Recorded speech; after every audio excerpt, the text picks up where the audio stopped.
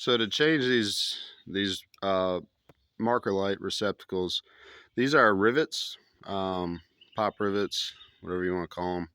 And so the process for getting these out, it's a one-time application. And so what we do is take like a 1/2-inch drill bit, something a little bit bigger, about the diameter of the head of the rivet, and then just drill through the head of the rivet, and then the whole piece will come off. And then we can push those through, drill them out the rest of the way, those the remaining portion of the rivet. And then I've got the new lights right here, and it's the same factory fit. These are made by a company called Arrow Signal, and they're the model B52. So this is the amber lamp, and then back here is, of course, the red. Now, there's only one wire. You see there's only one wire, but the circuit is completed through this eyelet right there. So when you rivet this to the chassis, to the body, the ground circuit runs through the metal of the service body. So you only have to send power down the one wire, and then it will ground through the metal. So that's pretty cool. Okay, so I'm putting screws back in here instead of rivets because it'll be easier to fix these lights if I need to change a bulb or do any work on the replacing the lens. So these metal screws look really good for this. And I got one more in the back here.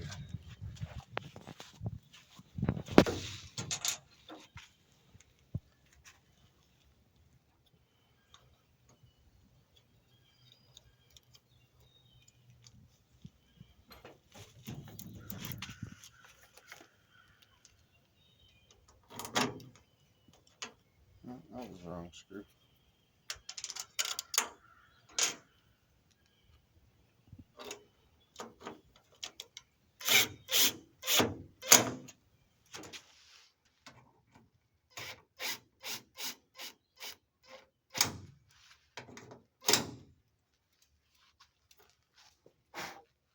All right, let's see if they work.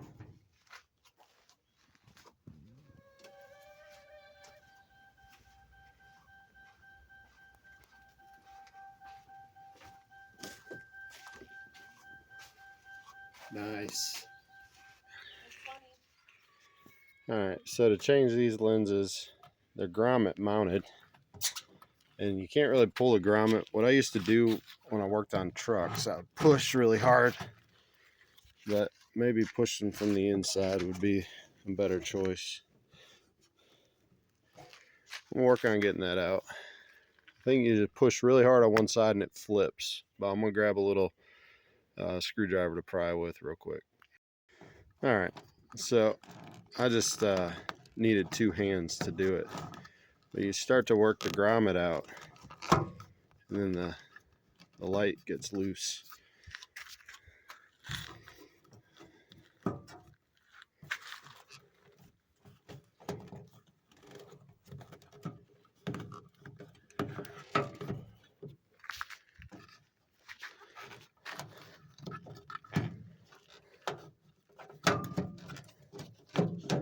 There we are.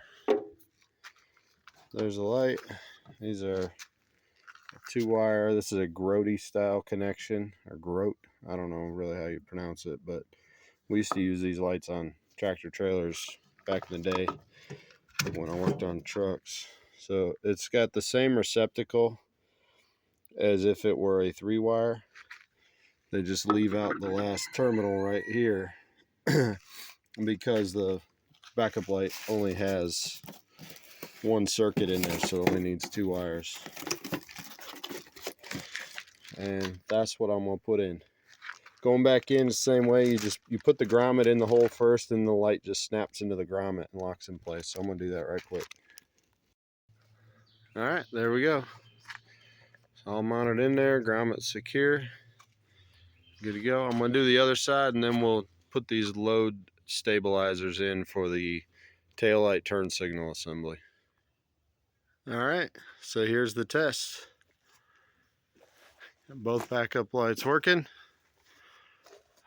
New marker lights working. Very cool. All right, so these are the load stabilizers. They're a 6 ohm resistor, and they go between the power circuit and the ground circuit at the bulb for the turn signal. So you wire this into the pigtail that goes to the bulb, and it's metal housing. It's a big heat sink, they call it. So basically, you mount this to something metal in the truck to help dissipate the heat, because they do get warm. And by design, it's just how the resistor operates. So we're gonna screw these into the paneling in the inside of that rear compartment where the lights access is.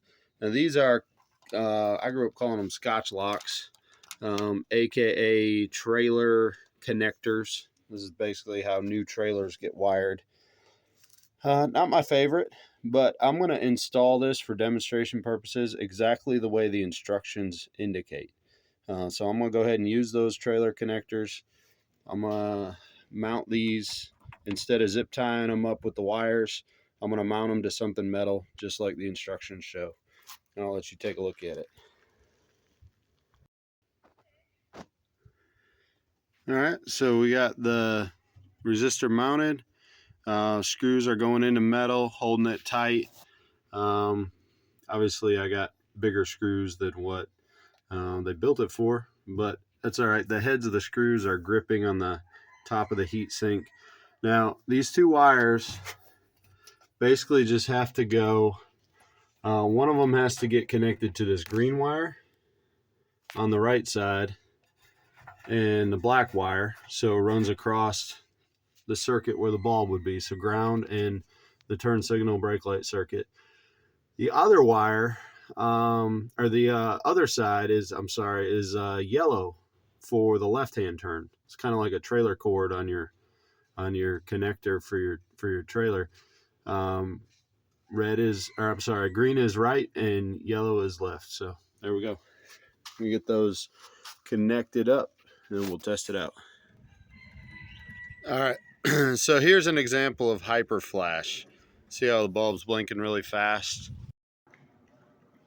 And then even on the front, it blinks really fast. Pretty crazy. All right, now here's an example of an LED circuit that has had the load stabilizer installed. So everything is blinking like it should. We've got it mounted inside here, load stabilizer.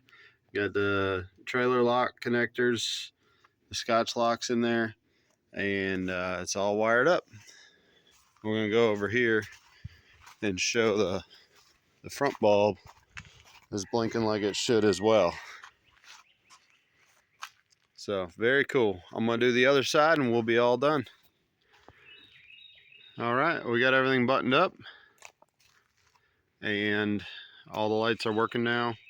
Turn signals are blinking the way they're supposed to be. And man, I'm excited about those new markers because it looks really sharp in the dark when you got all your clearance lights and marker lights working. And I'm also excited about the backup lights being LED. Not only do they look a little nicer on the truck, from the back it looks a little nicer, but also, man, I'll be able to see backing up. All right, so some of you might be wondering, why did he buy this old service truck?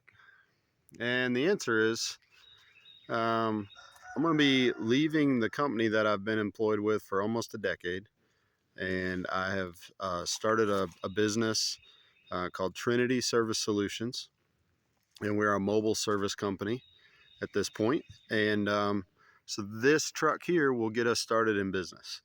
And probably the second week in June will be my last week where I've been employed for a long time. But this is a step we're taking in faith. We want to homestead more, and I'd like to be more flexible to help with raising our kids and to help with homeschooling and to help do a lot more on the farm. So part of that is just having a different type of job, a different kind of schedule. And so having Trinity Service Solutions will help a lot with that flexibility. And so I'm excited about that. And we're real thankful the way God has provided for us and that we're able to take this step at this time. So stay tuned for that. There'll be more to come about Trinity and a lot more to come with this truck and the kind of work that we're doing with it. So thanks for watching.